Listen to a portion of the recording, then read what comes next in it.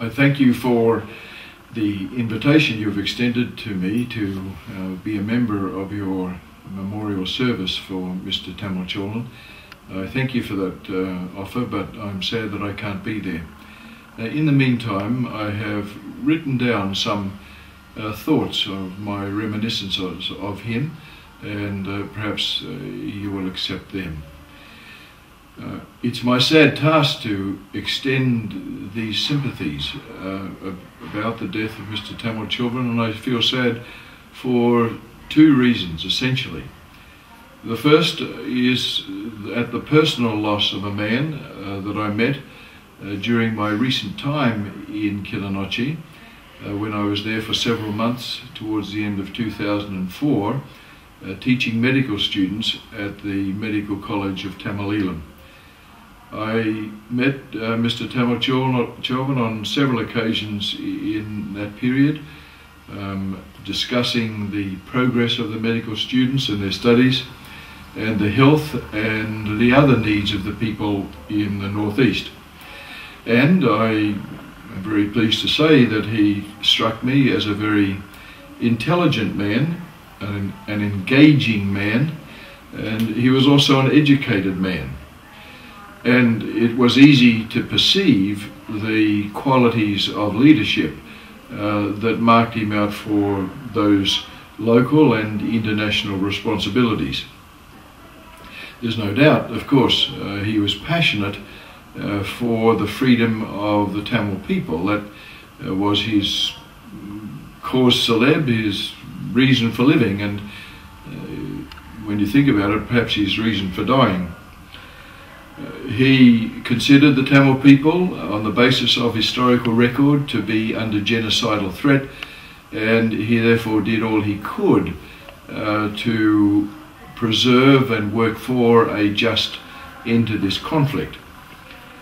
Nevertheless, despite his conviction, he was a reasonable man and was easy to talk to, and I could see, as far as I could see, that he appreciated the opinions of those who disagreed with him, but his commitment then was to work for the freedom of the Tamil people, and he could perceive that their freedom would redound to the benefit of all people, of all races, in the country of Sri Lanka.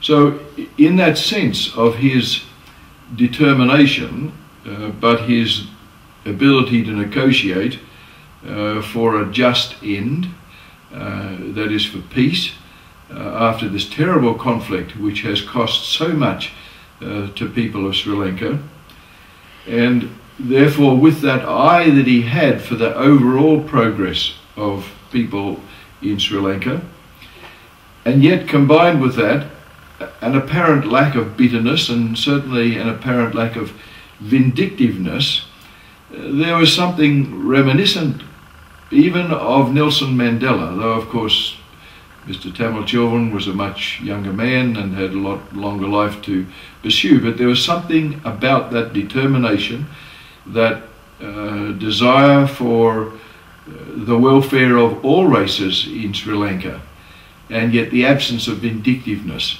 that reminded me of films that I've seen of Nelson Mandela. And indeed, you could argue it was the possession of those very qualities that may have marked him out for assassination. So therefore, on a personal level, for what he represented, the plight of the Tamil people, I am sorry for the loss of this gifted man.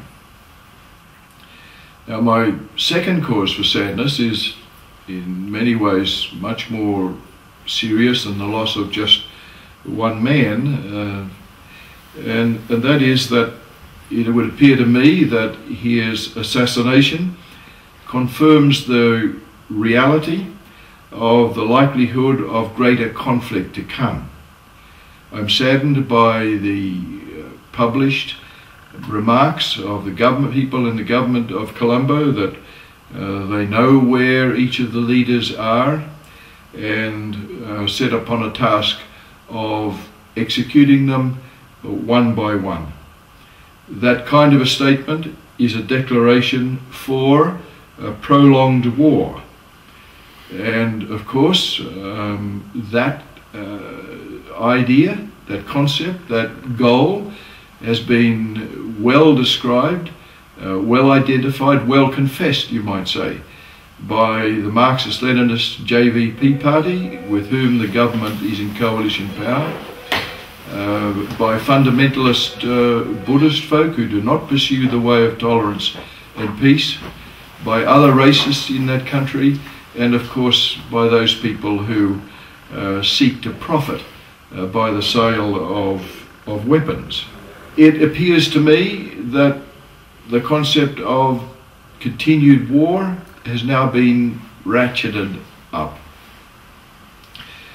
Now, from my admittedly limited involvement with the people in the Northeast, merely several months, it would also appear, on the other hand, that as gifted and as unique as Mr. Thamilchelvan was, that he was not irreplaceable, and that his shoes will be filled by another person, and if that person is killed, those shoes will be passed on and on. I was profoundly impressed in the Northeast by the graves of 17,000 young people who have died in this struggle for Tamil freedom.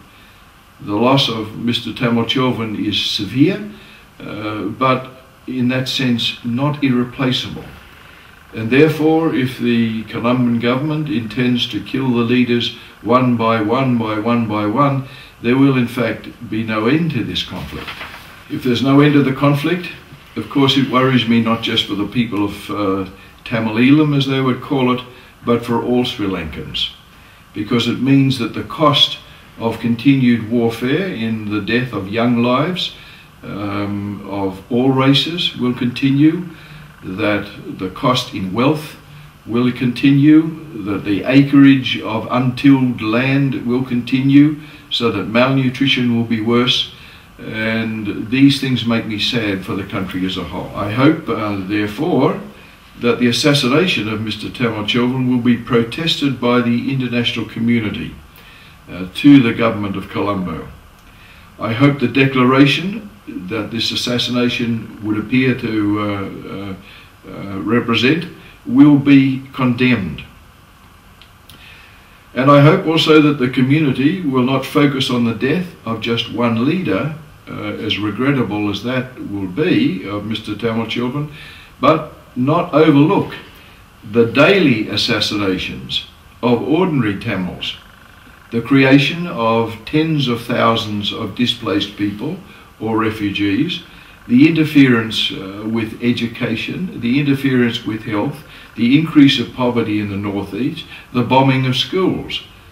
I hope that the international community does protest the death of the leader, but does not overlook this sustained record of human rights abuses that has characterized the government of Colombo.